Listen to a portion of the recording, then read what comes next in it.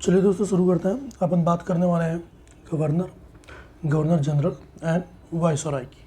ठीक है, तो सबसे पहले अपन देख लेते हैं रियासतों के संबंध में जो ब्रिटिश की नीतियाँ रही हैं अलग अलग कौन कौन सी।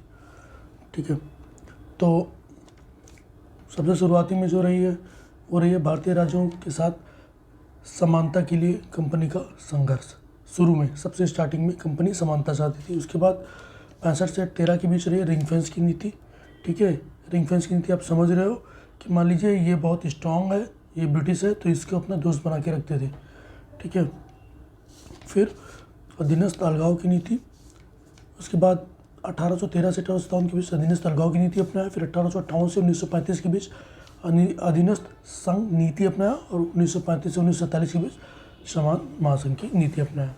ठीक है, तो ये बेसिक क्या था कि इसमें पूरा डेवलपमेंट, आप इस क्रोनोलॉजी से पूरा डेवलपमेंट समझ जाओगे ब्रिटिश का, कि कैसे पहले कंपनी के लिए समानता चाहते थे, बाद में रिंग फेंस अपना के अधीनस्थ करके फिर संघ नीति और फिर महासंघ नीति।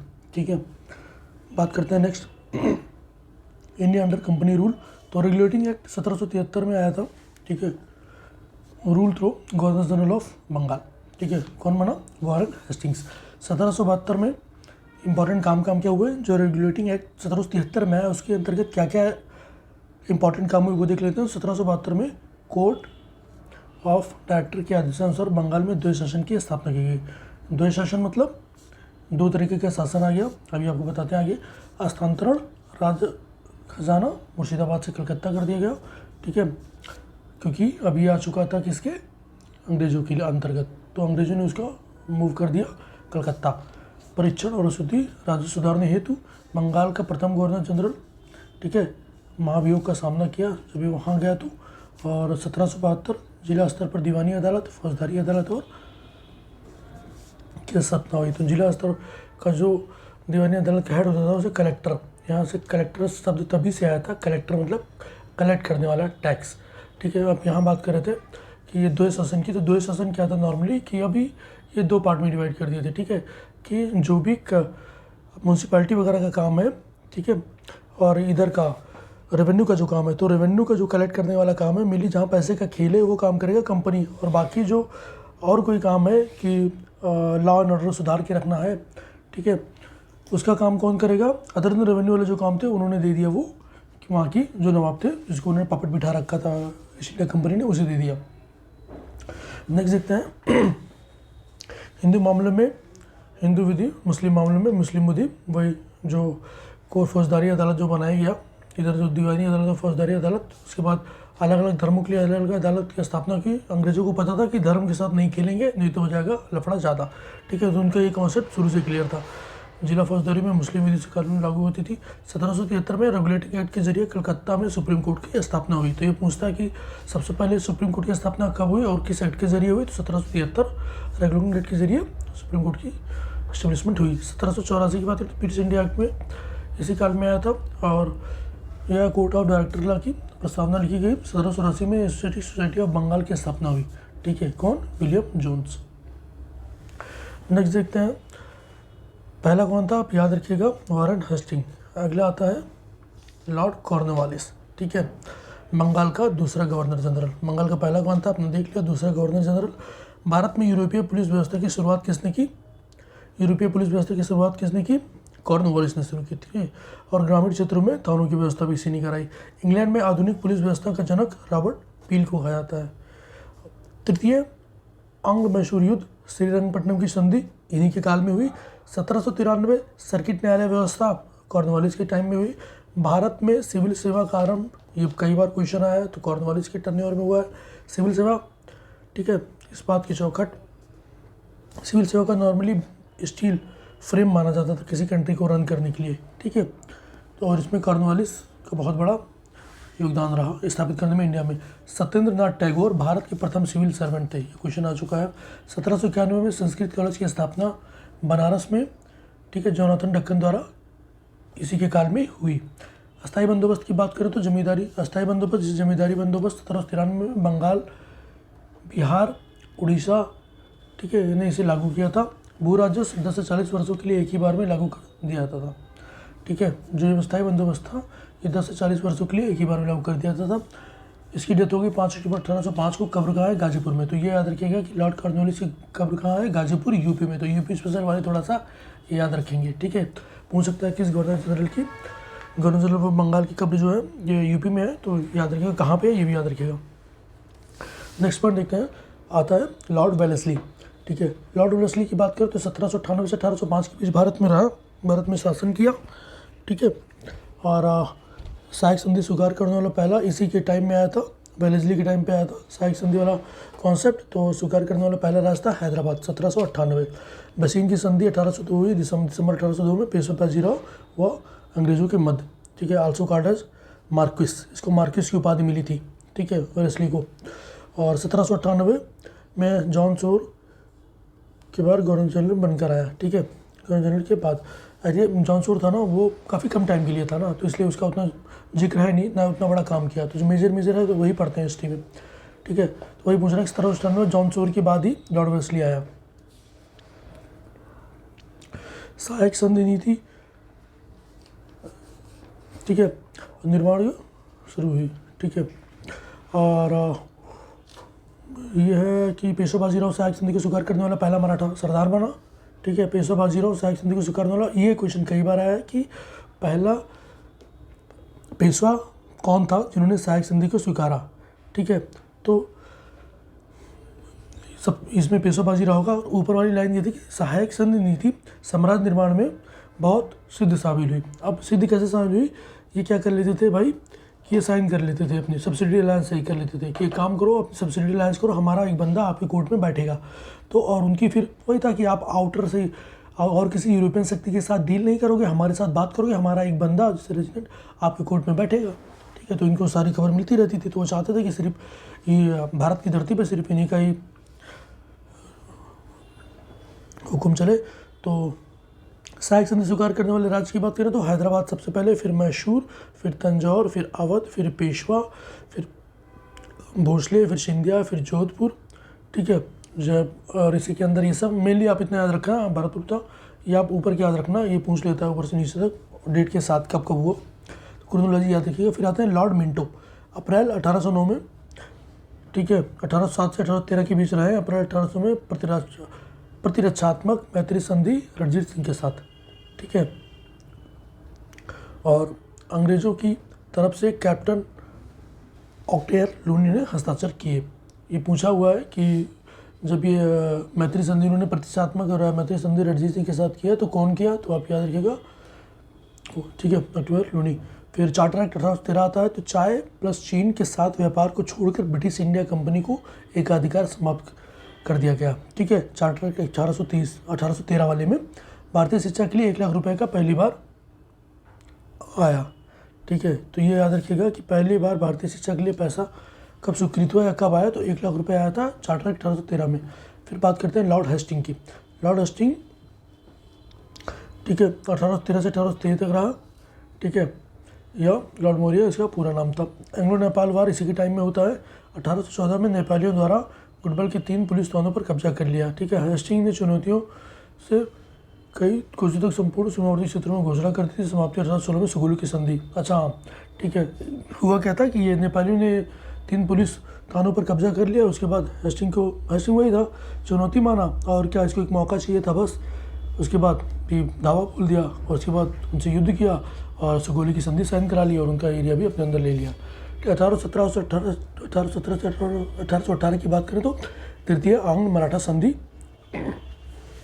इन्हीं के दौरान में हुई, हेस्टिंग के टाइम पीरियड में ही। मराठा क्षेत्र को बम्बई प्रेसिडेंसी का निर्माण कराया, ठीक है। बात करते हैं लॉर्ड एमहेस्ट की। तो लॉर्ड एमहेस्ट प्रथम वर्मा वार इन्हीं के टाइम में हुआ। युद्ध की समाप्ति हुई वर्मा वार की यांडू की संधि से। बैरकपुर का विद्रोह इन्हीं के टाइम पे हुआ 1824 में और भरतपुर का विलय 1826 में भी लॉर्ड एमहेस्ट के टाइम पे हुआ। और फिर बात करते हैं लॉर्ड विलियम बेंटिक की, बहुत इंपॉर्टेंट है, ठीक है। Last governor general of Bengal and first governor general of India, ठीक है। First governor general of India Bentinck 1833 से 35, 1828 से 33 तक क्या रहे, गवर्नर जनरल रहे और 1833 से 35 तक गवर्नर जनरल ऑफ इंडिया रहे, ओके। सती प्रथा का अंत किया, इसके काम बहुत आते हैं। सती प्रथा का अंत किया, ठीक है। बाल वध का अंत किया राजा राम मोहन के साथ, मिल गया। सती प्रथा का अंत में अगर किसी की बहुत बड़ी भूमिका रही है भारत की तरफ से तो राजा राममोहन राय की थी। 1829 के रेगुलेशन नंबर 17 से सती प्रथा का अपराध घोषित कर दिया गया। 1829 में बंगाल में लागू किया गया। समस्त भारत में 1830 में लागू किया गया सती प्रथा का अंत और ठगों के विरुद्ध कार्रवाई किया गया कैप्टन स्लीमैन के दस्ता में, ठीक है। 1500 ठगों को, ठीक है, बंदी बनाया गया। फिर भारतीय रियासतों के प्रति यथासंभव तटस्थता की नीति अपनाई। ब्रिटिश साम्राज्य में मैसूर का विलय कर दिया 1831 में। कुर्ग एंड कैंसर 1836 में विलय किया। 1811 और 1823 में दासों के संबंध में कानून बने। कब बने? 1811 1823 में दासों के संबंध में कानून बने। 1789 की घोषणा बंगाल के दासों का निर्यात बंद कर दिया, ठीक है। तो ये पूछेगा, घोषणा 1789 में हुई थी, लेकिन ये बंद जब जो दासों का जो निर्यात होता था ना, स्लेव्स का, तो उसको बंद किया गया है इनके टाइम पे, बेंटी के टाइम पे। तो याद रखिएगा, घोषणा बहुत पहले हुई थी, बंद किया बेंटी के टाइम पे, ठीक है। 1843 में दास्ता का अवैध घोषित कर दिया, ठीक है। और अफीम व्यापार केवल बॉम्बे बंदरगाह से निर्यात किया जाने लगा। निज़ाम नसीरुद्दौला के कहने पर अंग्रेज अधिकारी को हैदराबाद से वापस बुलाया गया, ठीक है। कलकत्ता में एक मेडिकल कॉलेज की स्थापना की गई, किसके टाइम पे? बेंटी के टाइम पे, ओके। नेक्स्ट देखते हैं, लॉर्ड डलहौजी की बात करते हैं। 1848 से 1856 के बीच तो अवध का विलय डलहौजी के टाइम पे हुआ। वाजिद अली शाह पर कुशासन का आरोप लगाकर 13 फरवरी 1856 को। तो याद रखिएगा, जो चीज़ यूपी से इंपॉर्टेंट है उसे रट डालिए आप। 13 फरवरी, ठीक है, वैलेंटाइन डे के सिर्फ एक दिन पहले 1856 में, ठीक है। 57 में विद्रोह हुआ, तो विद्रोह के एक साल पहले वैलेंटाइन डे के एक दिन पहले हुआ अवध का विलय, ठीक है। विलय की नीति, युद्ध 3 तरह से विलय करते थे, युद्ध द्वारा, एक कुशासन के आरोप द्वारा, एक व्यक्तिगत सिद्धांत द्वारा, से हड़प नीति कहते थे, ठीक है। युद्ध द्वारा विलय पंजाब, सिक्किम, ठीक है, और वर्मा, और कुशासन द्वारा अवध, और व्यक्तिगत द्वारा सतारा, जैतपुर, संभल, बघार, उदयपुर, झांसी, नागपुर और दौली, ठीक है। ये किस नीति द्वारा क्या क्या विलय किए, ये आप एक बार देख लीजिएगा। भारत में रेल निर्माण की दिशा में प्रथम प्रयास किसने किया? डलहौजी, ठीक है। क्यों किया भाई? क्योंकि अभी क्या कहता है कि अभी वो कह रहा था ना कि अभी इस टाइम पे, डलहौजी के टाइम पे, ये जो इंग्लैंड का मार्केट था वो पूरा एकदम फुल हो गया था, ठीक है। उनको चाहिए था एक नया मार्केट, एक सस्ता लेबर, ठीक है, और एक खूब सारा रिसोर्स वाला कंट्री। तो उनके लिए इंडिया बेस्ट था। तो इंडिया में अगर ये सब करना है तो एक सेंट्रलाइज पावर चाहिए, इसलिए इन्होंने इतने विलय की नीति ला के एक सेंट्रलाइज कर लिया, अपने हाथ में कर लिया पावर। अब ये जहाँ मर्जी वहाँ रेल बिछाएंगे, जहाँ मर्जी टेलीग्राफ बिछाएंगे, जहाँ PW से कंस्ट्रक्शन करेंगे। तो अब देखिएगा इसी टाइम पे इतना होता है, क्योंकि डिमांड थी भाई, इंग्लैंड का मार्केट फुल हो चुका था, ठीक है। अब इनको चाहिए था नया मार्केट, जहाँ ये अपना रॉ मटेरियल ला के यहाँ पर मार्केट बनाए, सप्लाई करें, ठीक है, चीप लेबर मिले जो उनको जहाँ पे, ठीक है। तो उसके लिए इंडिया बहुत सूटेबल था। तो 1853 में प्रथम रेलवे मुंबई से ठाणे, ग्रेट इंडियन पेंसिलर रिलेशन द्वारा कटौती की हड़प नीति प्रस्ताव 1855 में, ठीक है, कटौती की हड़प में जिसके द्वारा स्वीकृत कर दिया। भारत में विद्युत टेलीग्राफ की शुरुआत की, ठीक है, ये याद रखिएगा, ठीक है। कटौती की हड़प नीति प्रस्ताव 1855 के निदेशक न्यायालय द्वारा स्वीकृत कर दिया गया था। लेकिन ये आ जाएगा, सारे स्वीकृत थे, लेकिन कौन स्वीकृत है ये पूछ रहे थे। तो कटौती की हड़प नीति द्वारा अस्वीकृत कर दिया गया था, ठीक है। 1853 में प्रथम रेलवे लाइन, ये पढ़ लिया अपने, ग्रेट इंडियन पेंसिलर रेलवे द्वारा। और भारत में विद्युत टेलीग्राफ की शुरुआत किसके टाइम पे हुई? तो ये अपनी हुई थी नॉर्दर्न डलहौजी के टाइम पे, ठीक है। 1854 में स्लीमैन के साथ पर जेम्स आउटरम के अवध का नवाब ब्रिटिश रेजिडेंट को नियुक्त किया गया, ठीक है। तो ये पूछ सकता है कि अवध के नवाब के दौरान पे किसी को ब्रिटिश का रेजिडेंट नियुक्त किया गया, तो ये याद रखिएगा, ठीक है, जेम्स आउटरम। 1854 में आधुनिक शिक्षा की स्थापना की, ठीक है। जिलों में एंग्लो वर्नाकुलर स्कूल खोले, ठीक है। तीनों प्रेसिडेंसियों में विश्वविद्यालय की स्थापना की, इसमें कलकत्ता था, मुंबई था और मद्रास था, ठीक है। रुड़की में एक इंजीनियरिंग कॉलेज की स्थापना की, ठीक है। 1854 में नया पोस्ट ऑफिस अधिनियम लाया, जिसके अंतर्गत पहली बार डाक टिकट जारी किए गए, ठीक है, ओके। उसके बाद विभाग की स्थापना वही है, 1854 में लोक सेवा आयोग PWD, यहाँ पे याद रखिएगा। फिर बाद इसमें, हाँ, ये दोनों बहुत इंपॉर्टेंट है। विधवा पुनर्विवाह अधिनियम 1856 में पारित हुआ, ईश्वर चंद्र विद्यासागर के प्रयासों द्वारा। ये कई बार क्वेश्चन डायरेक्ट पूछा है। और 1899 में पूना में विधवा आश्रम की स्थापना की, दोनों केशव कर्वे द्वारा। ये दोनों बहुत इंपॉर्टेंट है, इसको रख लीजिए। फिर आते हैं Canning, Lord Canning, British Bharat का प्रथम वायसराय, ठीक है। 1 नवंबर 1858 को रानी की उद्घोषणा, ठीक है, लॉर्ड कैनिंग द्वारा इलाहाबाद से। ईस्ट इंडिया के शासन का अंत हो गया। भारत का शासन सीधे ब्रिटिश शाही ताज के हस्तांतरित कर दिया गया। ठीक है, आप जो भी करेंगे महारानी करेंगी। फिर इसी के अंदर होता है रिवॉल्यूशन ऑफ 1857। तत्कालिक कारण क्या थे? गाय और सुअर की चर्बी वाले कारतूस। दिसंबर 1856 को ब्राउन वेस्ट बंदूक की जगह नई एनफील्ड राइफल लाई गई। ट्रायल इन डमडम, अम्बाला और सियालकोट में। ठीक है, 23 जैन 1857 को दमदम कलकत्ता में पहला विद्रोह हुआ। 26 फरवरी 1857 को बहरमपुर छावनी मुर्शिदाबाद में 19वीं इन्फेंट्री में विद्रोह किया गया, इन्फेंट्री द्वारा विद्रोह हुआ। 29 मार्च 1857 को बैरकपुर में चर्बी वाले कारतूसों के प्रयोग करने से मना कर दिया। किसने? मंगल पांडे ने। ठीक है, हेनरी वो कमांडिंग अफसर पर हमला कर दिया। शेष मारो फिरंगियों को। मंगल पांडे ने क्या हुआ, जब उसने बोला, मंगल पांडे ने मना कर दिया। ठीक है, तो वो फोर्स करने लगा, तो उसने बोला मारो फिरंगियों को। ठीक है, सारा खेल यहीं शुरू होता है। फिर 8 अप्रैल 1857 को मंगल पांडे को फांसी दे दी गई। 4 मई 1857 को 34वीं राष्ट्रीय राइफल सेना को भंग कर दिया गया। 10 मई 1857 को मेरठ के सिपाहियों का खुला विद्रोह। 1857 की क्रांति का प्रारंभ। ठीक है, 3री कैवलरी रेजिमेंट द्वारा। ठीक है, मेरठ की जो 3री कैवलरी रेजिमेंट थी उन्होंने खुला विद्रोह कर दिया। ठीक है, फिर लेफ्टिनेंट विनली दिल्ली सत्याग्रह प्रमुख थे। ठीक है, बात करते हैं मेरठ के प्रभारी जनरल हैबिट था, ये पूछ सकते हैं। छोटी छोटी इन्फॉर्मेशन है। 12 मई 1857 को विद्रोहियों को दिल्ली पर अधिकार, ठीक है, लाल किले पर अधिकार के लिए। 1857 को स्वतंत्रता संग्राम का प्रतीक कमल और रोटी। ठीक है, तो अब ये देख लेते हैं, लोकेशन पूछ लेता है कौन और लीडर कौन था। लेकिन आप याद रखिएगा जो ये क्रोनोलॉजी डालिएगा। ठीक है, सीधा पूछ लेगा कि कौन सी इसमें से कौन सा इवेंट पहले हुआ था, कौन सा बाद में हुआ था। ठीक है, तो ये आप याद रखिएगा।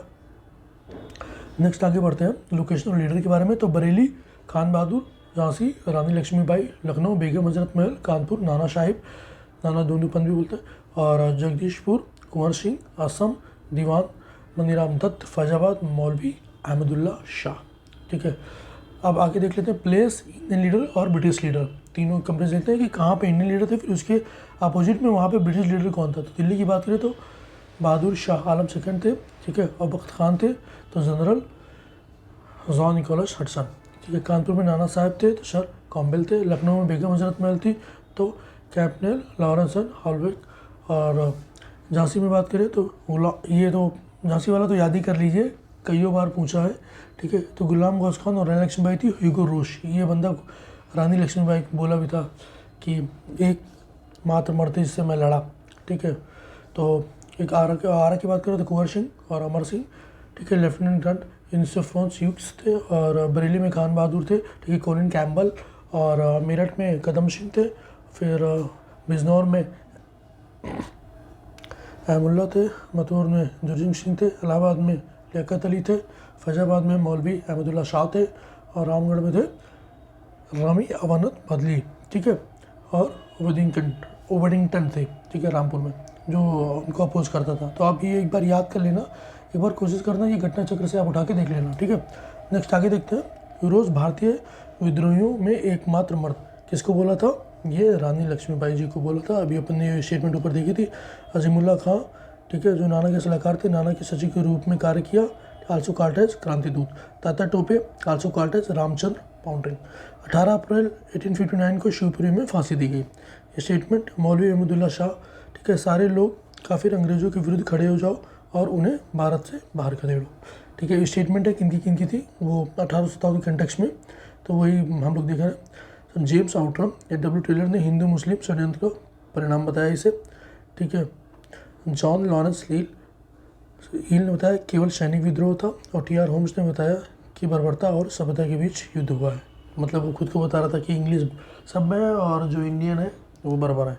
वी डी सावरकर ने इसे प्रथम स्वतंत्रता संग्राम बोला। आर.सी. मजूमदार ने बोला कि तथाकथित प्रथम राष्ट्रीय स्वतंत्रता संग्राम ना तो प्रथम, ना राष्ट्रीय और ना ही स्वतंत्रता संग्राम था।